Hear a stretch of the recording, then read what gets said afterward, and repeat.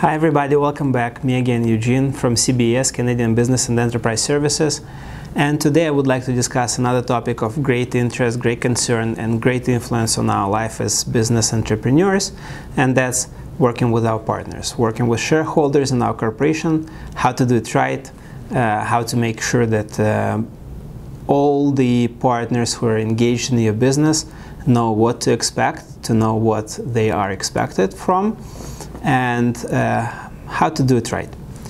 So first step, of course, I hope that you're doing this before you started your corporation, before you invested your resources, your funds, your personal time, your efforts. But even if you already have your company up and running with your partners, it is always a good idea to sit down and discuss the issue of shares, of distribution, of powers, of expectations. Make sure that everything is in writing, agreed upon all the parties, and have it set in a shareholders agreement to make sure that as you move forward you are more protected and you know what to expect from each of the parties. So today, really touching base on each of the points, I'll show you the main topics of interest that should be covered by such shareholders agreement and how to do it right. So the first point, which is usually where the shareholders agreement is starting, and that's the distribution of equity of a company.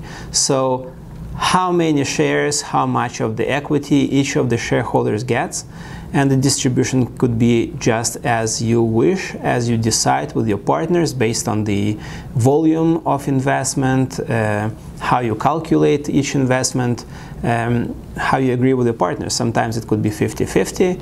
In other situations it could be more power to one partner, less to another. I'll talk in a separate video about the issues of being a minority shareholder in Canada and which solutions, although limited, you could have.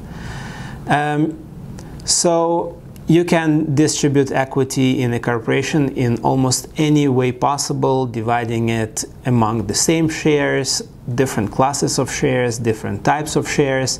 Any option is open, just whatever you want, you can do it for yourself, or we can help you structuring. Second area of interest, that's of course the proper definition of investment of each of you into a company. So if it's money, how much? How much now? How much along the road? If it's resources, again, how much? Do you expect your partner to be full-time available at the corporation, or he would be coming once a week? And what happens if you expect one and something else is happening? It is better to define what are the expectations of each shareholder actively engaged in the business of a corporation from other partners, so you can enforce it. As the business develops, as the interests of each of you change, as the issues arise and you have to solve them. The next topic of importance is the proper definition of powers and control of each of the partners inside the corporation, and those could be very different. Some partners, mostly investors, would like to invest money, hear and never again from you, just get their dividends, and when the corporation is being sold or going public or transferred, get their portion in the resulting amount. Others would like to participate on a daily basis. The third groups could want to appoint directors of their own to make sure that the company is being operated in the proper way, and so on and so forth. Again, options are almost unlimited, but you have to define it, especially for yourself. How do you want to control your company? Do you want to participate there on a daily basis? Do you want to deal with directors appointed by other partners, especially if those are investors? Who will be the deciding voice in the board of directors about certain subjects? Some shareholders would like to keep their veto on financial rights, on appointment of officers of a corporation. Others will leave it up to you. So this area requires your particular attention. The next area of interest is the disposition of shares. So how each of the partners can sell their shares. Can they sell their shares? When you start your corporation, do you start it with a particular person wanting to operate and work with that person, or are you ready to work with his neighbor that will buy his shares for whatever they will agree between themselves? In many private corporations, I would suggest always to keep the right of first refusal for the shareholders. So if someone wants to sell their shares and there's a buyer, the other shareholders will have an opportunity to buy it for the same price, or the corporation will have an option to buy the shares for the cancellation for the same price.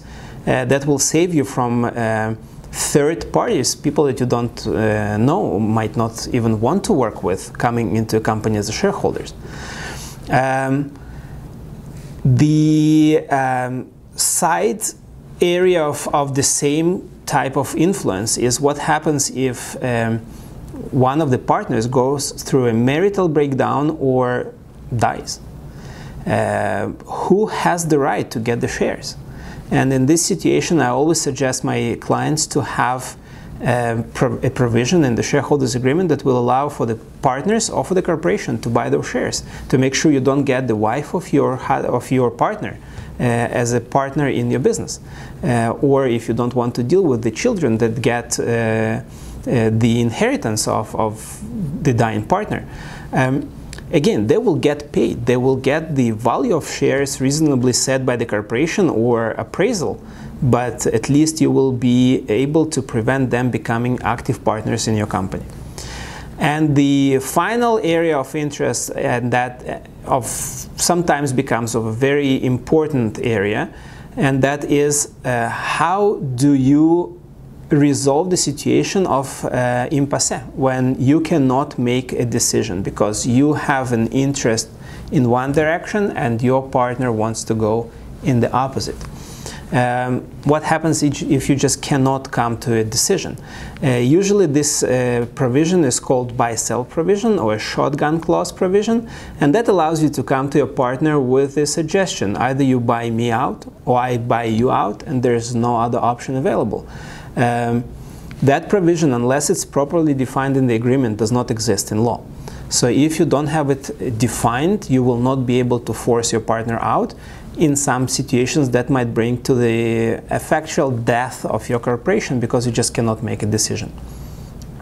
So these issues, as well as many others, can and will be important for each particular situation, whether it's 2 partners, 5 partners, whether those are people who work together or they're an active person and a silent investor. Options, as I said, are almost unlimited. We at CBS invest a lot of time and resources to assist our partners in making the right decision, in bringing all the parties together at the table and helping them to come to understanding what are the risks, what are the expectations, and what are the liabilities of each of the persons involved in the corporation, how to structure those right, how to make them in a written form, in the form of a proper, agreeable shareholders agreement that will be set as a foundation for your relations with your partners along the life of your corporation. So if you have more questions on this topic or any other topic relating to your business, please leave your comments in the comment section below. Any particular questions, as I always say, contact us page on cbes.ca webpage. We will answer you personally. And if you have any additional questions or suggestions for new topics to discuss, please contact us, let us know. We will be happy to answer your questions. We will be happy to offer our understanding on those topics. So thank you again for being with us. Me, Eugene from CBS, Canadian Business and Enterprise Services, and I'm looking forward to see you back again soon. I'll try to come up with new topics, more interesting, less interesting, but all of them I hope will help you to structure your business in the right way in Canada. Thank you.